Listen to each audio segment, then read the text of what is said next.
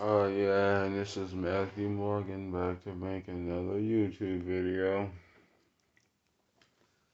And this one has to do with the church and its inability to teach or learn the truth in any capacity.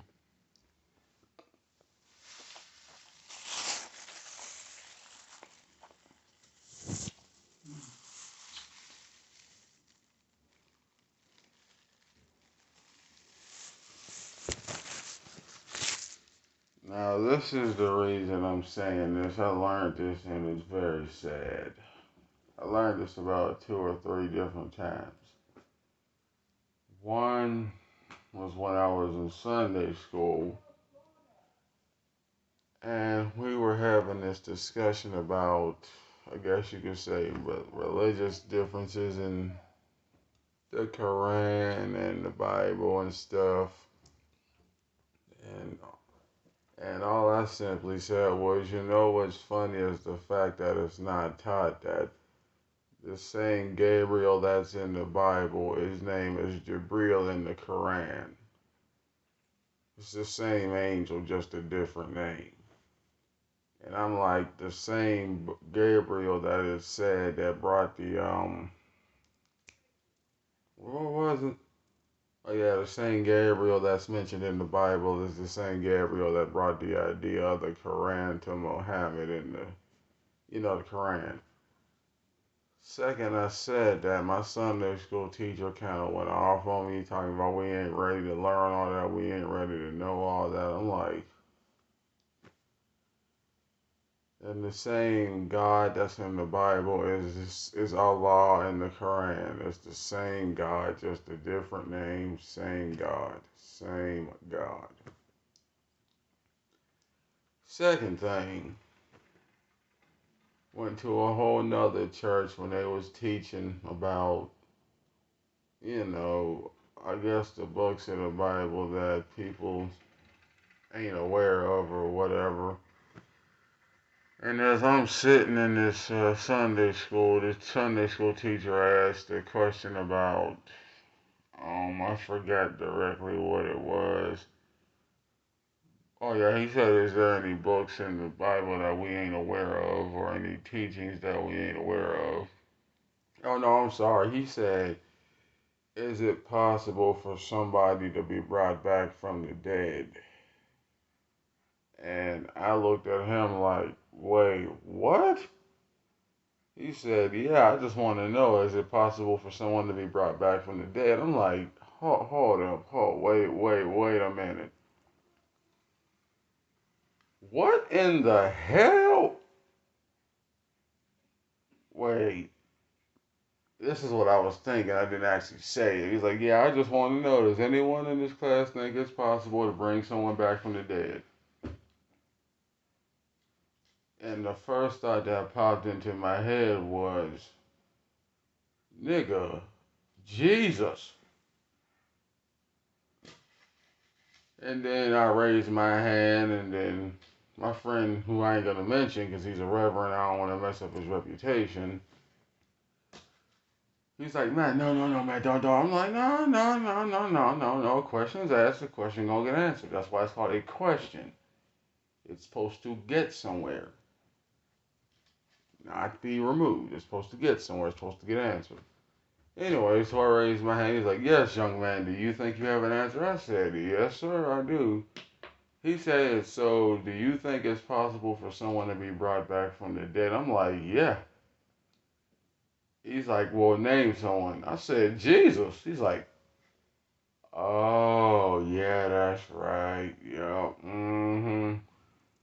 And then he gonna ask me, how do you know that? I'm like, in my head, I'm thinking, why are y'all even here? Like, y'all claim all this godly stuff, but the main reason you're here, you don't even know about it? Oh, boy. Oh boy. He's like, continue going to it. I'm like, oh boy, this is a shame. Anyway, so I just explained the story of Jesus, the birth, death, resurrection, all that stuff. And he's like, for real, are you serious? I'm like, wow, I'm not here to judge, but wow, okay. And then he asked me, was there any other stories in the Bible? Yeah, I said the story of Lazarus. He said, what is that about? I'm like, oh boy. Oh boy. So then I explained to him about how the death of Lazarus happened when Lazarus got sick and the sisters heard that Jesus was in town. They tried to go seek Jesus and ask him to come see about their brother. He said he would be there in time. Lazarus eventually passed away. Jesus finally got there. Sisters were angry at Jesus because they said if he would have been here a little earlier, he wouldn't have died. Jesus said, calm down. They're like, no, Jesus, if you was here before he died, he wouldn't be dead.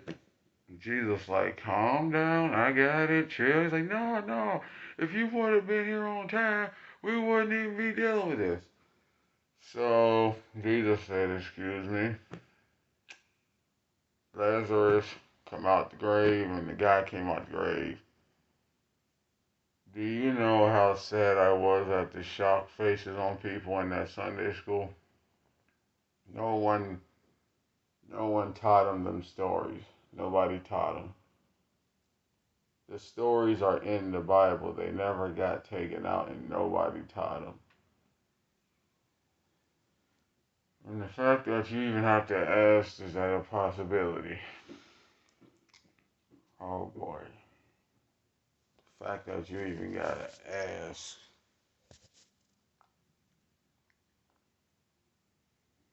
But the point being, oh yeah, another thing.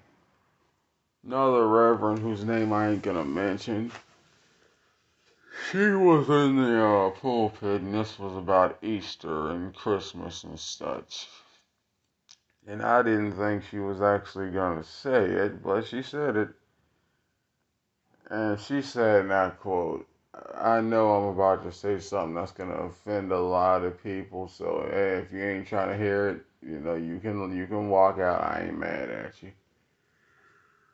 But she said, and I quote, I was doing some research on Easter and Christmas and come to find out neither one of them holidays got anything to do with Jesus. Neither one of them.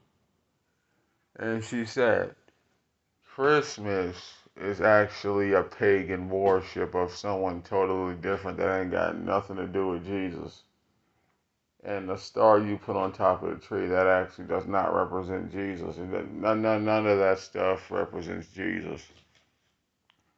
I forgot who she said it represented, but it's not Jesus. And then she said, Easter, that's a pagan holiday as well, because it just pretty much represents sex and war. That's all it represents, sex and war. And all I hear is, here we go. She don't even know what she's talking about. And she's up there just teaching, and people just yawning and being rude, don't want to hear it. I'm like, again, y'all are the same Christians that want to go to heaven. Pretty sure the whatchamacallit, the mission, I mean the college that you go to get your divinity degree. They're pretty sure they scolded her about that. Pretty sure. Anyway, it's just a point of saying the church is never gonna grow because it's always inhaling lies. Anytime somebody comes to the church with a truth they can't deal with, it's always a problem. But anyway, yeah. So that's just my point about that one. But, and oh yeah. Now, my dad, this was years ago, couple things I'm gonna just say. He, and like I said, the church it's supposed to be that whole come as you are thing, but I learned down through time that's a lie. Very big lie. So,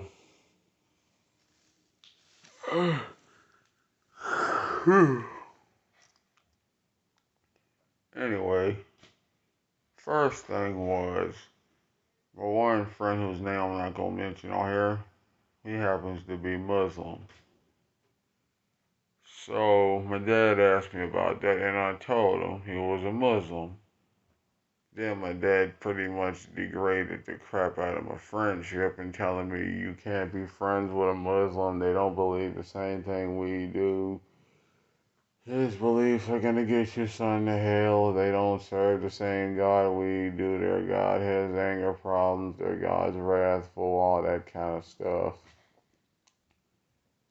And he told me, Matt, you better stop associating with him because he's no good for you. I'm like, oh boy, here we go. Then I assume we had dropped that matter. Get to church, and then my dad wants to tell the whole Sunday school that my friend's a Muslim. They all say that's wrong, that's bad, that's evil. But then I said I thought that Jesus said you're supposed to love people despite what they believe. You can still associate and hang out with people despite what they believe, as long as they're not forcing their beliefs on you. And I'm just going to say to ridicule or despise anyone based off their beliefs, that's not love. I don't know where Christians get their definition of love. That's not love at all. Second thing is the image stuff.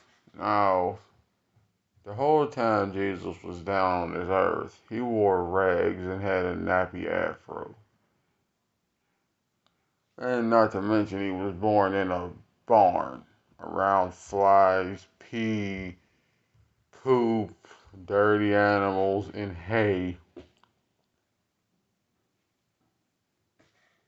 And people in the church want to get conceited about an image.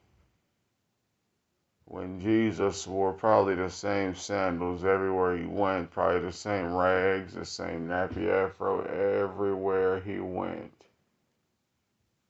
But my point being is, that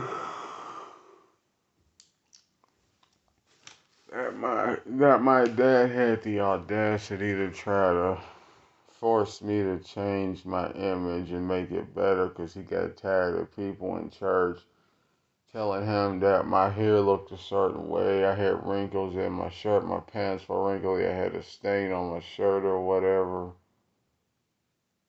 I'm just thinking to myself, why does this matter to any of y'all?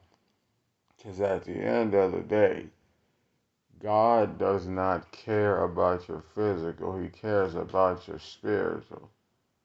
Because at the end of the day, this body ain't what's going back to God, it's your spirit that is. So why does it matter what the form looks like as long as the spirit inside of it is good? That's what about humanity that still don't make sense to me. Especially Christians who are supposed to be more worried about their spirit than their body. Trying to go to church just to impress somebody with your appearance, man. Then your whole life you spent doing that. You get to the judgment day side and then you fail because you didn't work on your spirit. You were mostly just working on your body. Now, I'm not saying it's a bad thing to dress nice and take care of yourself. Well, what I'm saying is don't let the outside of you become corrupt by it. Don't let the inside of you become corrupt while the outside looks good. Because at the end of the day, the inside is what's being judged. The outside is just what's causing what's being judged. That's all I'm saying. And the only things I didn't like is the fact that my dad told me that my image embarrassed him, and if I don't get my hair cut and start getting my image together,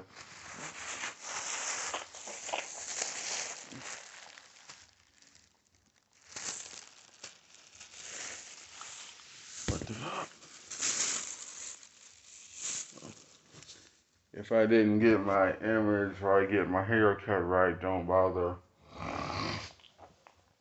coming outside or anything like that because you're not going to embarrass me. You're not going to ruin my image. I work too hard to maintain this image and you're not going to mess it up for me.